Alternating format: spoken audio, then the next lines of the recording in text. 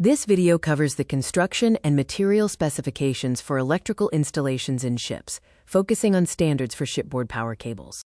Conductors are the heart of the cable, designed to carry current effectively. Copper cores are standard, often tin-coated to prevent chemical reactions. These conductors can reach cross-sectional areas of up to 300 square millimeters. Insulation is critical for protecting the core. Materials are selected for moisture resistance, while fillers are used to eliminate gaps, ensuring a continuous seal that renders the cable watertight. To block physical damage, cables feature armor layers, typically made of steel mesh, using galvanized steel or aluminum alloys. Additionally, the outer sheaths are specially designed to be flame-retardant for safety. Routing is a major safety consideration. Engineers keep cable runs straight and away from heat and moisture sources. Where necessary, structural loops are incorporated to absorb the natural movement of the ship. Critical systems require redundancy to ensure reliability. By using separate routes and dividing power paths both horizontally and vertically, engineers ensure that a single collision or fault does not disable all systems. Technicians must manage heat and voltage by separating cables. High-voltage lines, generally those over 500 volts, are isolated, and safety-critical circuits require physical distance from other systems.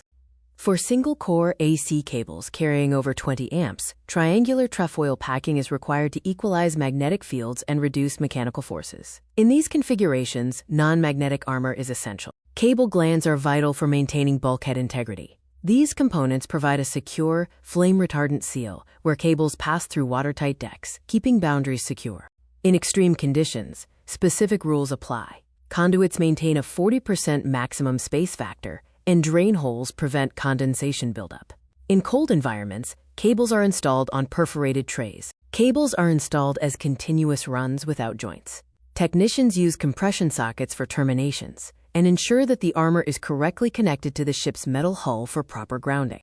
The testing matrix includes routine, acceptance, and type tests. These range from high-voltage spark tests on every length to 14-day water immersion tests for initial designs to prove extreme limits. Type tests are designed to expose weak designs. By submerging cables for 14 days and applying triple the rated voltage for 4 hours, technicians can verify resistance to severe mechanical aging. In summary, a ship's electrical system relies on a holistic ecosystem. From specialized materials to strategic routing and rigorous testing, these standards work together to guarantee the safety and survival of the vessel. This concludes our overview of marine electrical cable standards. Thank you for viewing this video.